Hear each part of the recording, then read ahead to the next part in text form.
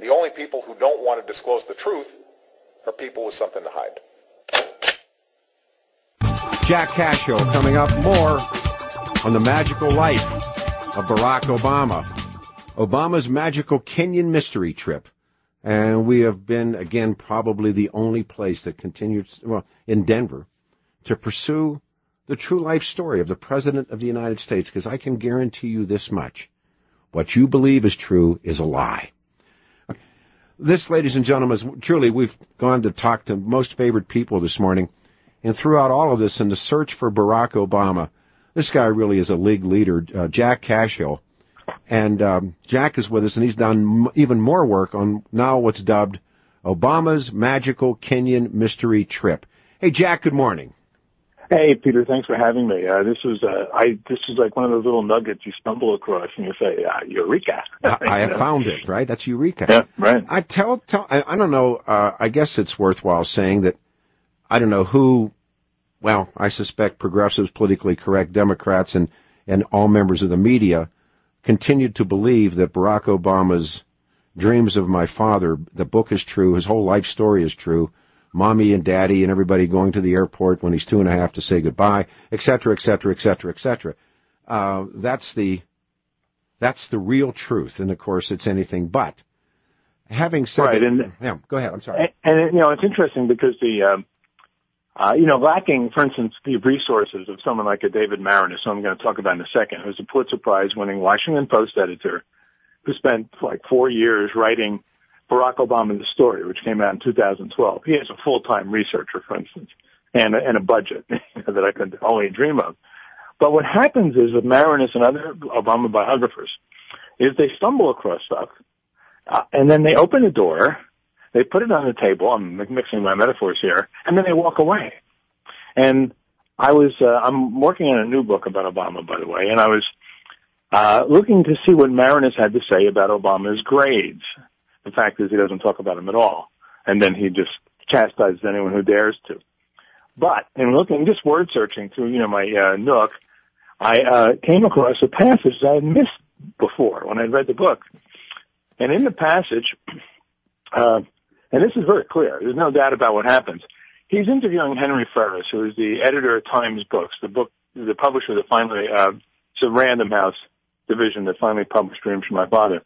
The year is almost assuredly 1994, although it might be early 1995, based on the timeline. And Obama sends him the first 2/3 of the manuscript for Dreams from My Father. Obama's in Chicago, by the way, and Ferris is in New York, so the notion that Ferris knows who's writing this book is simply not even worth talking about. And then Obama tells him that the last third is to be about Kenya, which it is, but that he has to go back to Kenya to do some additional research. This is what Ferris tells Marinus. And then he goes presumably back to Kenya, does his research, and comes back with a complete manuscript.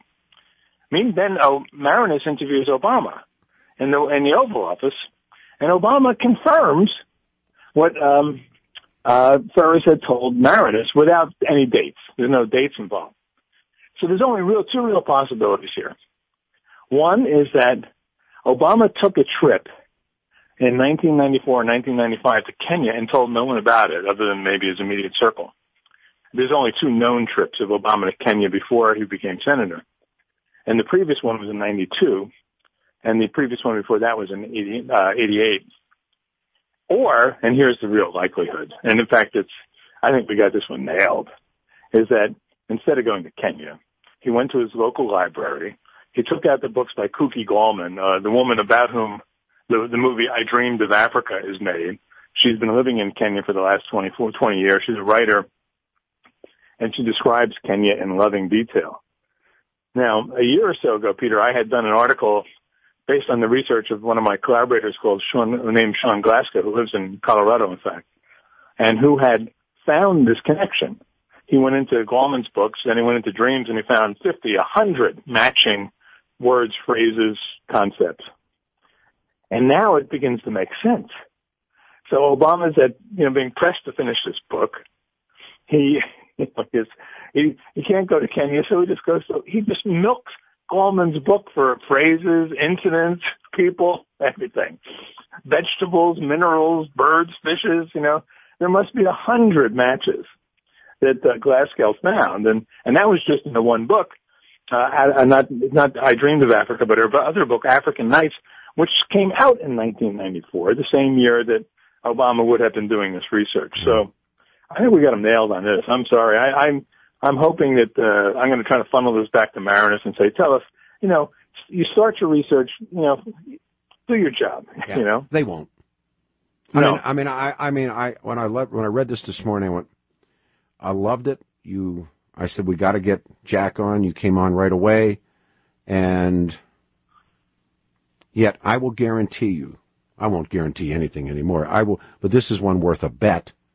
You won't see it in the national press. You won't see it in the New York Times. You won't see it probably anywhere. Well, probably not. And yet, here's what's going to happen. Well, I did a piece today. It's in WND.com, and people can look at it. That's it's relatively short. Yeah.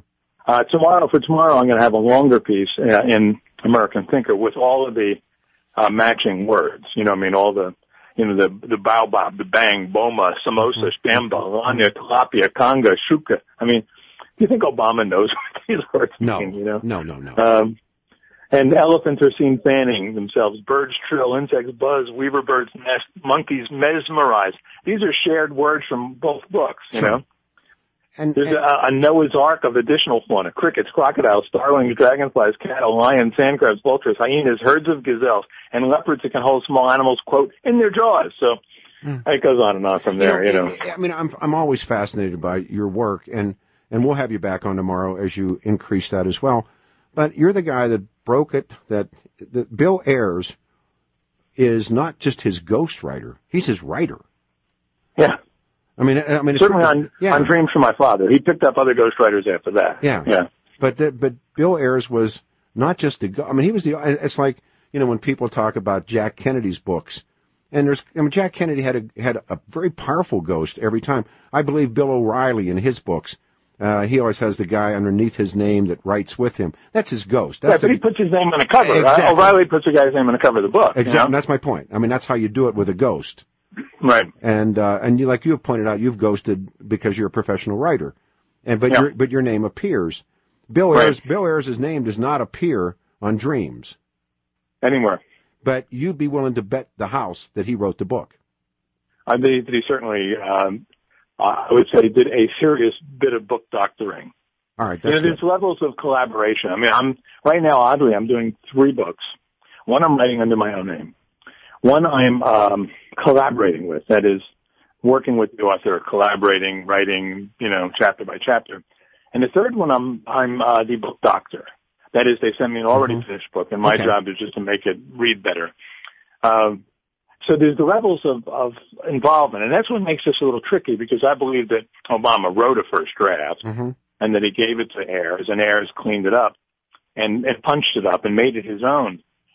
The trick is, I wonder who did this, the research on the Kenya trip. Was it Ayers or was it Obama?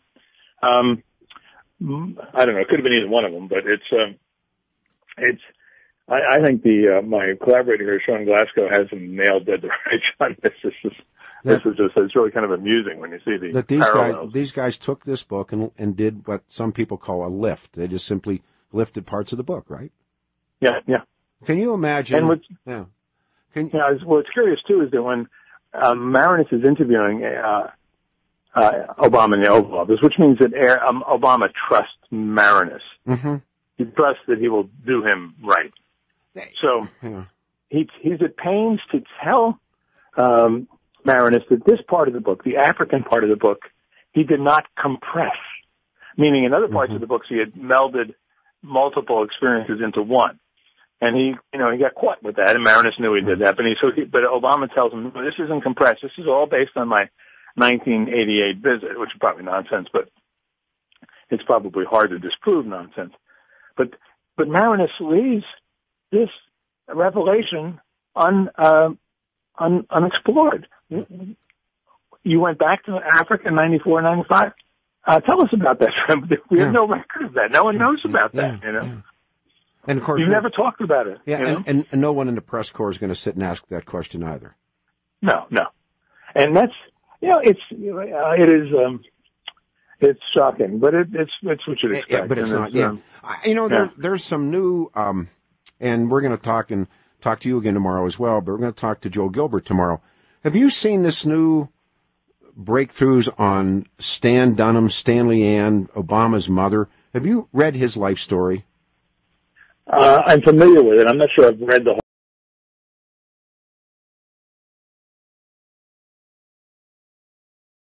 The only people who don't want to disclose the truth are people with something to hide.